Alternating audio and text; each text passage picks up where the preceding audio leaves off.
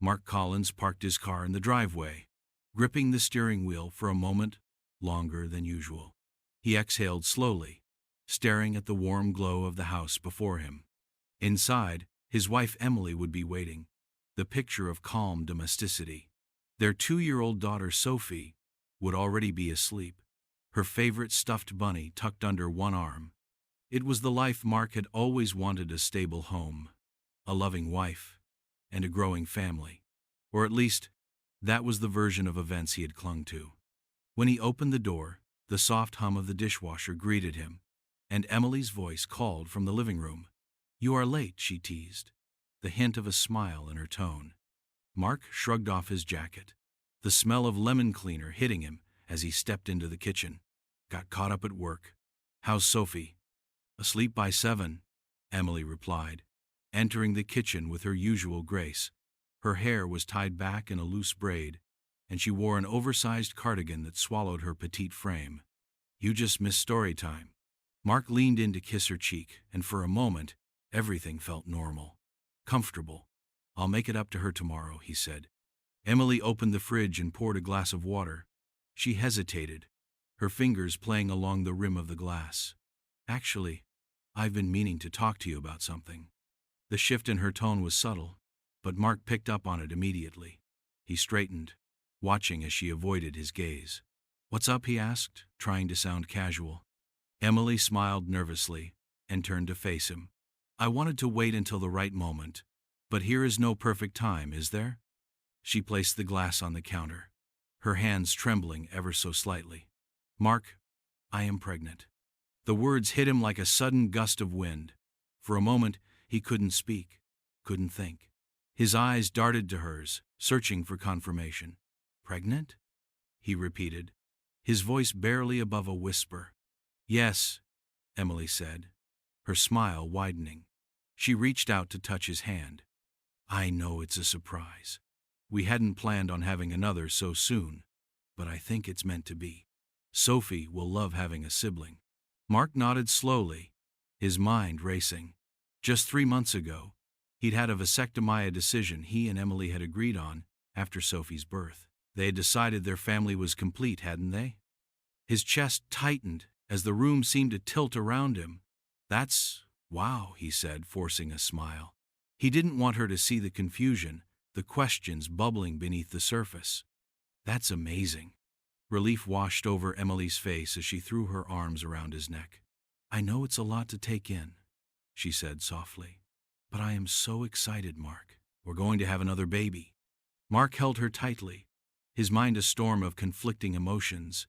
He wanted to believe this moment, to share in her joy, but the lingering doubt clawed at him, whispering questions he wasn't ready to face.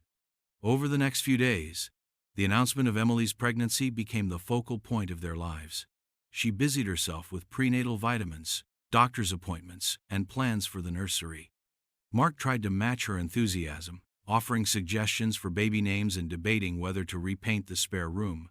But no matter how much he smiled or nodded, the questions in his mind refused to be silenced. One evening, after Sophie had been tucked into bed, Emily joined Mark on the couch with a glass of tea in hand. "I was thinking we could tell your parents this weekend," she said, snuggling close to him. "They'll be so thrilled to hear they're going to be grandparents again." Mark hesitated, his hand brushing over hers. "Yeah, they'll love that," he said. But his voice lacked conviction, and Emily pulled back slightly, giving him a questioning look.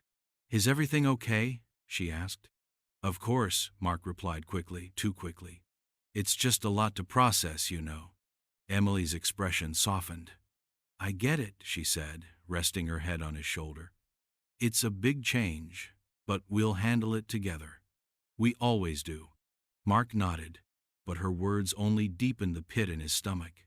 He wanted to ask her, to confront the doubts that gnawed at him day and night. But how could he? What would he even say? "Are you sure it's mine?" The thought alone felt like a betrayal, a crack in the foundation of their marriage. Later that night, as Emily slept soundly beside him, Mark stared at the ceiling, the weight of the unspoken question pressing down on his chest. He replayed the last few months in his mind, searching for clues, for any indication that something had changed between them. Emily had been distant at times, claiming exhaustion or stress. She had started attending yoga classes twice a week, saying she needed the break. And then there was her phone, always within arm's reach, always face down. Mark told himself he was overthinking, that the stress of work and fatherhood was clouding his judgment. But as the weeks wore on, his unease grew. Emily's enthusiasm for the pregnancy never wavered, but Mark couldn't shake the feeling that something was off. One evening, as they sat together looking through old baby photos of Sophie, Emily's phone buzzed on the coffee table. She grabbed it quickly, her fingers darting over the screen before Mark could catch a glimpse. "Just my mom," she said, smiling. But her cheeks flushed slightly, and she placed the phone face down again. Mark didn't respond. He didn't know how to. Instead, he focused on the photo album, trying to ignore the birth of their second child were a whirlwind of preparations. Emily's excitement only seemed to grow, her every conversation revolving around baby names, nursery colors, and prenatal appointments. Mark did his best to match her energy, but beneath the surface, the weight of suspicion had taken root. It was subtle at first, a whisper in his mind, easy to dismiss. But now, it felt like a storm brewing, and Mark could no longer ignore the signs. One afternoon, Mark arrived home earlier than usual. He had wrapped up a meeting early and decided to surprise Emily with her favorite takeout. As he stepped into the house, the sound of Emily's laughter drifted from the living room. It was light and carefree, the kind of laugh he hadn't heard in months. But what struck him more was the voice that responded, deep and unfamiliar. Mark froze, his hand tightening around the bag of food. "Emily," he called, stepping into the room. She was sitting on the couch, her phone propped up on the coffee table in front of her. A man's face filled the screen, his easy smile faltering the moment Mark entered. Emily turned quickly, her cheeks flushing as she scrambled to pause the video call. "Mark, I didn't expect you home so early," she said, her voice a little too bright. "Who's that?" Mark asked, keeping his tone neutral as he set the food on the table. Emily hesitated, glancing at the screen before closing her laptop. "Oh, that's Derek. He's one of the trainers from my yoga studio.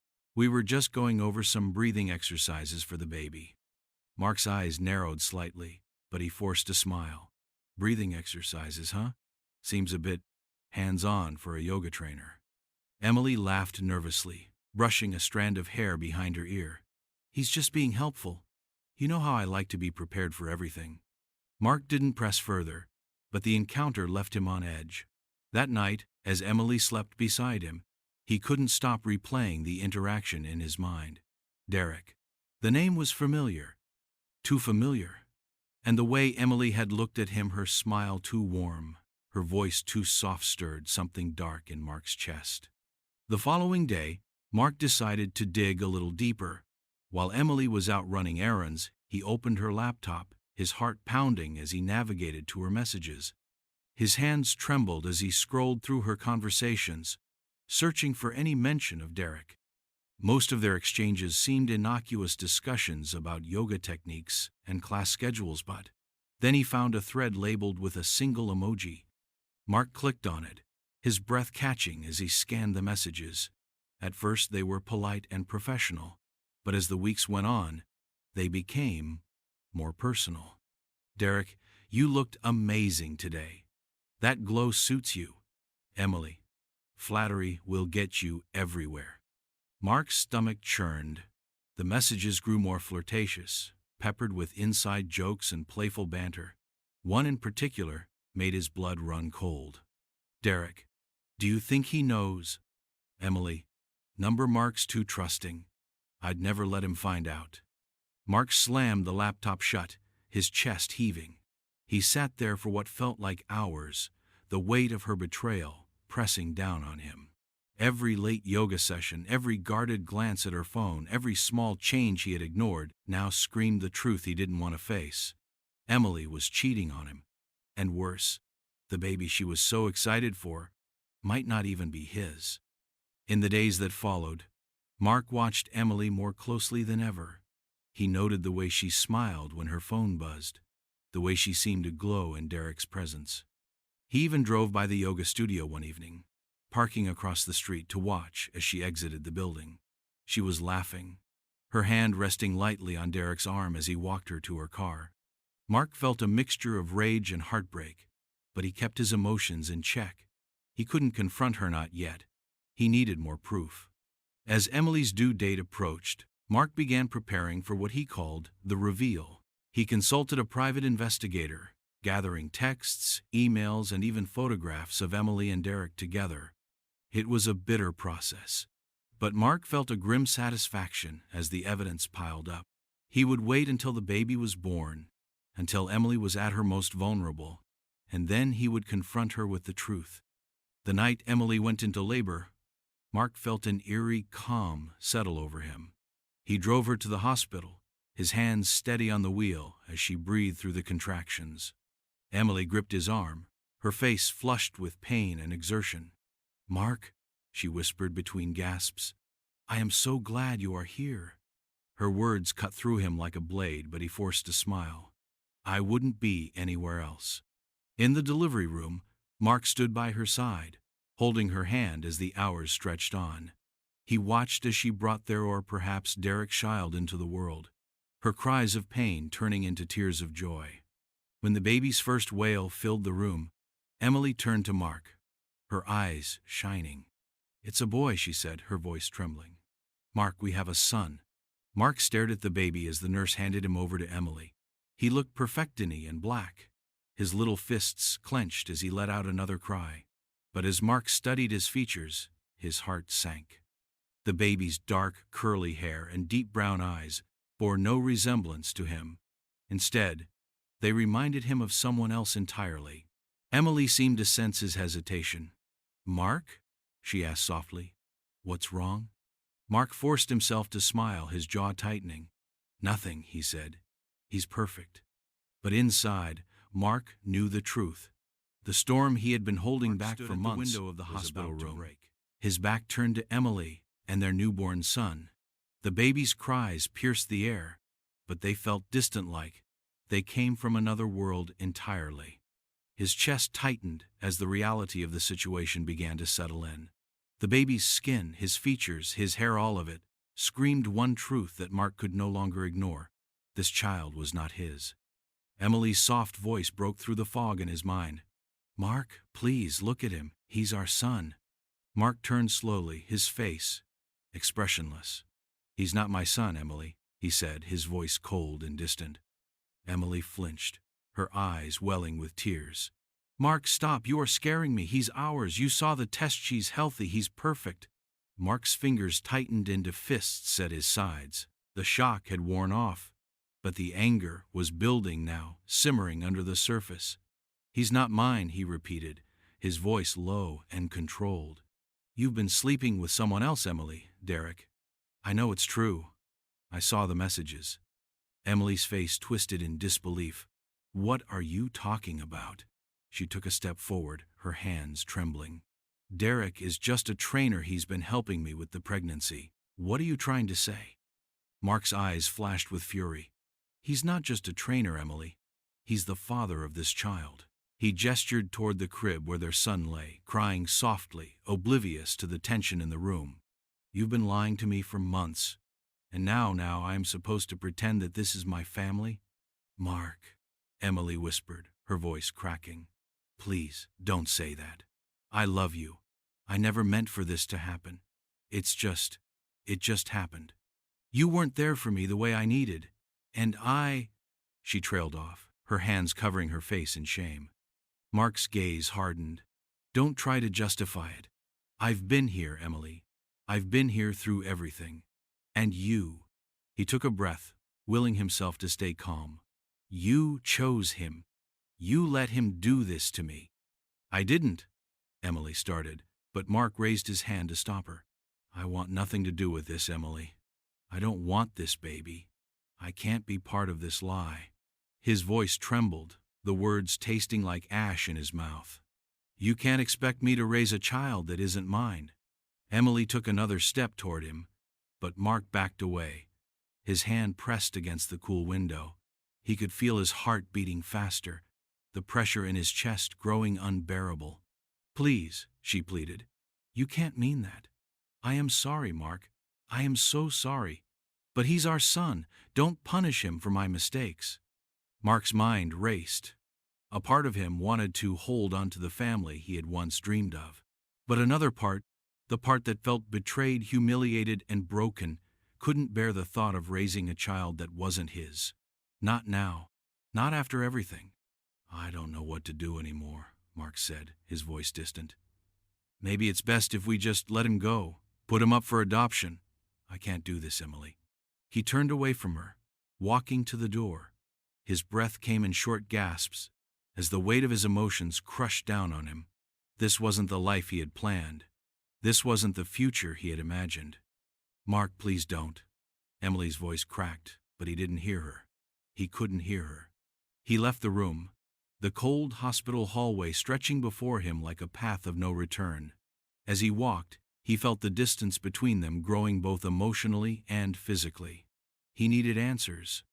He needed to speak to Derek. The pieces were falling into place, and he couldn't ignore it any longer. In a quiet corner of the hospital, Mark pulled out his phone and dialed the number he had stored in secret.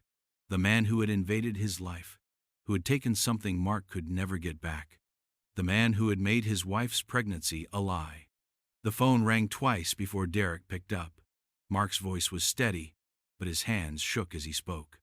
"Derek," Mark said, his voice low, "I need you to come to the hospital. Now." Derek's voice crackled on the other end. "What's this about? Is everything okay with Emily?" Everything's not okay," Mark said, his heart racing.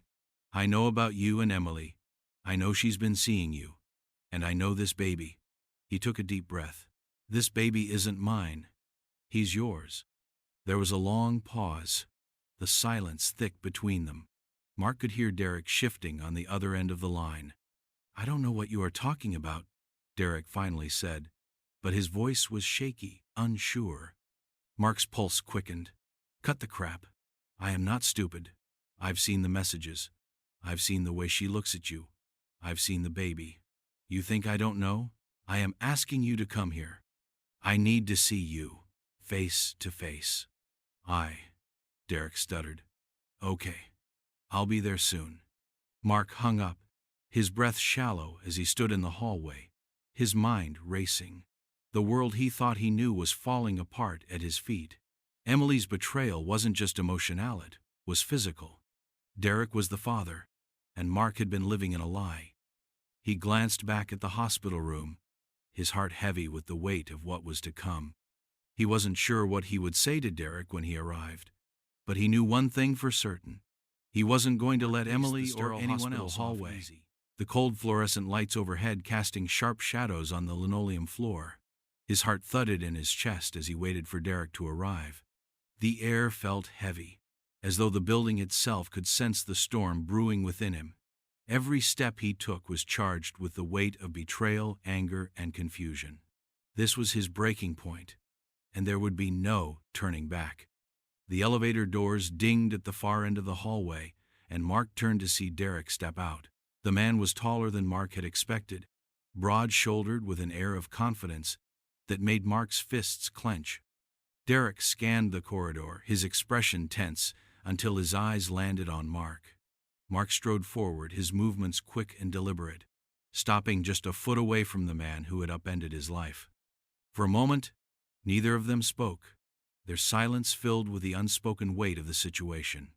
"I am here," Derek said finally, his voice low. "What's this all about?" Mark's jaw tightened. "You know exactly what this is about." Derek opened his mouth to respond, but Mark cut him off, his voice trembling with barely contained rage. "The baby. He's yours, isn't he?" Derek's face faltered, his confident demeanor cracking under the weight of Mark's accusation. "Mark," he started, but the words failed him. "That's all I needed to hear," Mark snapped, his voice sharp and bitter. He turned away, running a hand through his hair as he tried to steady himself. "You've been with her. My wife. My Emily. It wasn't supposed to happen like this," Derek said, his voice quiet, almost pleading. "We didn't mean for it to go this far." Mark spun around, his eyes blazing. "Didn't mean for it to go this far? You mean for her to carry your child? For me to raise a baby that's not mine while you skulk around behind my back? What did you think would happen, Derek? Did you think I wouldn't find out?" "I never wanted to hurt you," Derek said, his voice filled with regret. "Emily and I—" "Don't you dare say her name," Mark growled, stepping closer. "You don't get to talk about her like you know her, like you understand what you've done to my family." At that moment, Emily appeared at the doorway of her hospital room, her face pale and drawn. She had heard the raised voices and now stood frozen, clutching the doorframe for support. "Mark," she said softly, her voice shaking, "what are you doing?" Mark turned to face her, his expression filled with both heartbreak and fury. "I am doing what you should have done months ago, Emily. I am facing the truth." Emily's gaze shifted to Derek, who stood awkwardly, his hands shoved into his pockets. The color drained from her face as she realized the full scope of what was happening. "You called him?" she whispered. "Of course I called him," Mark said, his voice cold. "I wanted him to see what he's done. I wanted him to see the mess you've made of our lives." Tears welled in Emily's eyes as she took a hesitant step forward. "Mark, please don't do this. Not here. Not like this." Mark shook his head, his voice rising. "Not like this? How should it be done, Emily? Quietly? Behind closed doors, the way you've been sneaking around for months? Number? I've spent too long pretending everything was fine. Now it's time to stop lying." Derek cleared his throat, his discomfort evident. "Maybe we should all take a step back and—" "Shut up!" Mark snapped, glaring at him. "You don't get a say in this. You are nothing but a coward. You couldn't even own up to what you've done." Emily reached for Mark's arm, but he pulled away. "Mark," she said desperately, her tears falling freely now, "I am sorry. I know I've hurt you, but this isn't the way to fix it." "Fix it?" Mark laughed bitterly, the sound echoing down the hallway. "I hear is no fixing this, Emily. You've destroyed everything we built together. You lied to me, you betrayed me, and now—" His voice broke, and he turned away, unable to finish. For a moment, the three of them stood in silence, the tension so thick it felt suffocating. The faint cries of newborns from nearby rooms served as a cruel reminder of the life that had just been brought into the world, a life that had shattered Mark's. Finally, Mark turned back to Derek, his voice quiet but firm. "You want to be in her life? Fine. You can have her. You can have the baby. But don't think for a second that I'll be part of this." Emily gasped, her hand flying to her mouth. "No, Mark, don't say that. He needs you. I need you." Mark met her gaze, his expression unreadable. "You needed me when you were sneaking around? You needed me when you let this happen? No, Emily. You made your choice. And now, I am making mine." He looked at Derek one last time, his voice laced with finality. "You've got a lot to answer for. Good luck living with it." Without another word, Mark turned and walked away, his footsteps echoing in the stillness of the hospital. Emily called after him, her voice breaking with emotion, but he didn't look back. For the first time in months, he felt a strange sense of clarity. The life he thought he had was gone. But maybe, just maybe, he could find a way as Mark packed the last of his belongings into a cardboard box. The framed photo of their family, him, Emily, and Sophie, taken on Sophie's first birthday, stared back at him from the mantel. He hesitated for a moment, then left it where it was. That life was gone now, a memory he would revisit one day when the pain wasn't so fresh. The divorce had been swift, finalized in a matter of months. Emily had fought to keep the house, but Mark hadn't argued. He didn't want it anymore. It felt tainted, like the walls themselves whispered reminders of her betrayal. She'd chosen to raise her newborn son, Daniel, with Derek, and they had already moved into a modest apartment across town. Mark had no desire to see them again. Sophie sat on the living room floor, playing with her favorite stuffed bunny, as Mark taped up the last box. At 4 years old, she didn't fully understand what was happening, but she knew enough to sense the change. Are we leaving now, Daddy? She asked, her wide eyes looking up at him. Almost, sweetheart, Mark said, kneeling beside her. He brushed a strand of hair from her face and smiled. How about you grab your bunny and pick out a book to bring to our new house? Sophie nodded eagerly, scampering off to her room. Mark watched her go, a sense of peace settling over him.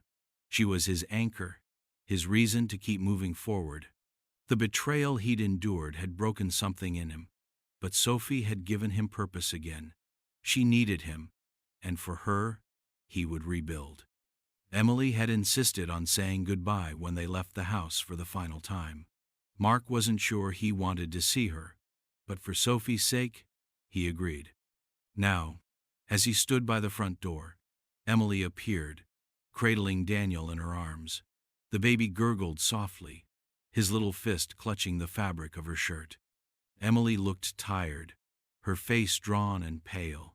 She shifted nervously, her eyes darting to Mark. So, this is it, she said softly. Mark nodded. Yeah, it's time. Emily hesitated, as if searching for the right words. I want you to know, I am sorry, Mark, for everything. I know I can't undo what I've done, but I hope someday you can forgive me. Mark's jaw tightened, but he managed a curt nod. I hope so too, for Sophie's sake. Emily's eyes welled with tears as she glanced down at Daniel. He's beautiful, isn't he? Mark forced himself to look at the baby, his heart clenching. Yeah, he is. I hope you give him a good life, Emily. I will, she said quickly, her voice trembling.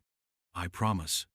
Mark said nothing, turning his attention to Sophie as she returned with her stuffed bunny and a book tucked under her arm. She looked up at Emily and waved. Bye, Mommy.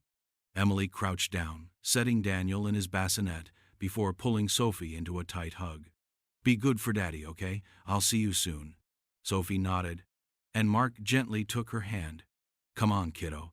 Time to go. As they walked to the car, Mark didn't look back. The chapter with Emily was over, and while the pain of betrayal lingered, it no longer consumed him. He had Sophie, and that was enough. Their new house was small but cozy, nestled on a quiet street with a park just a block away. Over the weeks, Mark and Sophie settled into a routine, their days filled with laughter, bedtime stories, and the kind of peace Mark hadn't felt in years. He enrolled Sophie in a nearby preschool, where she quickly made friends, and he took up a new hobby, woodworking, a passion he'd neglected during his marriage. One sunny afternoon, Mark and Sophie sat on a picnic blanket in the park, sharing sandwiches and watching the clouds drift by. Sophie giggled as Mark pointed out a cloud shaped like a dinosaur. Do you think Mommy misses us? Sophie asked suddenly, her small voice breaking the tranquility. Mark paused, choosing his words carefully. I think she does, he said. But you and I are building something special now, a new adventure. Sophie grinned. I like adventures. Mark smiled, his heart swelling with love. Me too, kiddo. For the first time in months, Mark felt a sense of hope. The road ahead wouldn't be easy, but it was his to walk. Betrayal had shattered the life he once knew, but in its place, he was creating something stronger, a life rooted in love, honesty, and the bond between a father and his daughter. As Sophie leaned against him, her bunny tucked under one arm, Mark looked out at the horizon. The sun was setting, casting the park in a golden glow. It was a reminder that endings, no matter how painful, often gave way to new beginnings. And in this beginning, Mark found peace. What would you do if betrayal shattered your family? Share your thoughts on Mark's story of heartbreak, resilience, and starting over.